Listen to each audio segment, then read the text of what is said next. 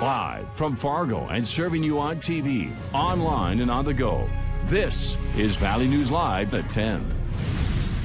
Residents in a Grand Forks neighborhood can rest a little easier tonight knowing a suspect in a police standoff is behind bars. After an hours-long standoff that caused a shelter in place for a number of residents, 36-year-old Samuel Nelson of Grand Forks is in jail. Nelson was wanted on several warrants. Witnesses claim Nelson had a weapon, and as a precaution, police issued a shelter in place and set up a perimeter in the area. Valley News Team's Joseph Ojo was on the scene all afternoon, speaking with people in the area who are now trying to move on from a chaotic situation. The scene is much quieter now after a man with active warrants attempted to evade police, barricaded himself inside an apartment complex. An unimaginable fear gripped the minds of James Gonzalez and his family as they were having lunch Monday afternoon. Nelson ran from officers and made his way into an apartment complex where Gonzalez says his survival instincts took over. Turns into defensive mode, where you just protect and preserve life. That's just really, the most important thing. Gonzalez, who says he was enjoying his family day, was quickly alerted by his fiancee that a man with a gun was trying to break into their building. And Gonzalez says he then sprung into action, breaking a window in the back of his apartment to get his family to safety. No matter what the circumstances are, you're going to do what you have to do for your family. Several residents tell us they were shaken up by Monday's events as well. I was on my lunch break when I came home, and then they pulled a police car behind my car, and they told us to get back in the building. I was on my lunch break just eating lunch, and we just could not leave. And Kyle Berguner tells us that while he had no idea what was going on throughout the whole standoff, at around 5:30 when police arrested the man, he was more than grateful. Of course, I'm so happy. I'm glad the family got out safe. That was the one thing I was concerned about, was everybody in that building. I don't know what the guy was capable of. I didn't know what was going on. In Grand Forks, Joseph Ojo, Valley News Live. Nelson was medically evaluated on scene by ambulance crews before being taken to the Grand Forks County Jail. He was arrested on previous warrants, and charges for today's incident are pending. Some of us will wake up to rain or possibly storms tomorrow morning. Let's go to Hutch to find out what's moving through and when. Hutch? All right, Andrea, we do have a few thunder showers working their way into northeast North Dakota, and none of this activity is severe, but a few rumbles of thunder passing through Cavalier County toward Langdon right now. A few may enter northern parts of Towner County. The heavy-duty activity remains out in the far western Dakotas, where a severe thunderstorm watch is in effect until 1 o'clock this morning. Some of this energy is expected to work its way to the east, and our western counties may have some robust thunderstorms, but the timing on our forecast model shows that most of this activity doesn't really even have a chance at getting here until the wee hours of the morning. So between 4 and 7 a.m., eastern North Dakota could have some fairly stout thunderstorms.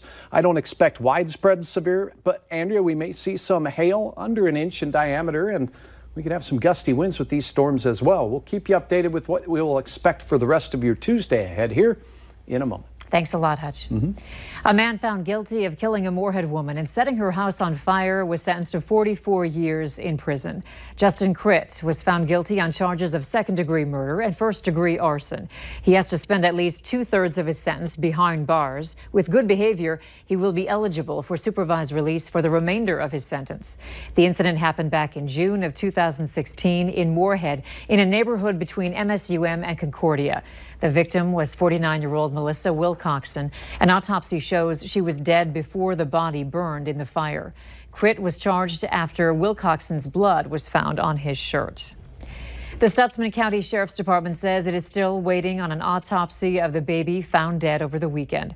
After a 2-day search, officials found the body of the 4-month-old near a slough in rural northwestern Stutsman County.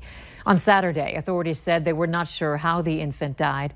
The baby and the baby's mother, Justice Lang, were reported missing on July 2nd. Officials found Lang on Friday without the baby. She was taken to a hospital for unknown reasons. The Stutsman County Sheriff, Chad Kaiser, says they will not be posting charges until they have an autopsy report and are in touch with the state's attorney's office. An Oaks man will make his initial court appearance tomorrow on a felony count of luring a child by computer or electronic device. A criminal complaint alleges 33-year-old Ryan Marthaler sent messages to a 13-year-old girl in late June asking for nude photos, then sent sexually explicit messages while again asking for nude photos. Marthaler remains in the Barnes County Jail in Valley City, and the investigation is continuing. The Oaks Police Department is asking that anyone who was contacted by Marthaler to call 742-2172. As kids prepare to zip around rides at this week's Red River Valley Fair, parents may be anxious about letting their little ones ride on attractions that are set up for a short period of time. Back in 2015, a motorcycle kiddie ride at the fair came loose, throwing a young child off and pinning him to the ground. No serious injuries were reported. I think he fell on his backside, and it was just a few feet off the ground. So safety is a primary issue. That's the last thing you want to do, is have an issue. We're told since then more than $2 million worth of ride equipment has been added, and those pins holding down rides, known as cotter keys, are checked even more carefully. An area family thought they had lost their dog forever after it ran off over a month ago. But through acts of kindness, they were reunited with their furry friend. Valley News Team's Katie Opperly joined the family for an inside look into the power of community. We're just excited to have her back home. Back in May, the Omvig family lost their dog of 10 years. And after checking websites and social media, they were losing hope. We were prepared to never see her again. Tasia was brought to Marshmallow Foundation, a shelter and adoption center, after being found. Unfortunately, without tags or a microchip, the foundation was unable to locate the owners, and they started their routine adoption process. That's when the Omvig family came across an unexpected post. We had kind of given up, and then when I had seen her on Facebook, it was an immediate, let's do something to get her back. But there were a few more hurdles the family had to get over before getting Tasia back. What we charge is $25 a day for each day that they're here. Ruby had been with us since May 21st, so that bill kind of adds up quite a bit. Without the necessary funds to pay to release their four-legged companion, the policy requires her to be put up for adoption. That day was a lot of tears, very sad for everyone. The family shared their story online, and an anonymous person from the community paid the bill.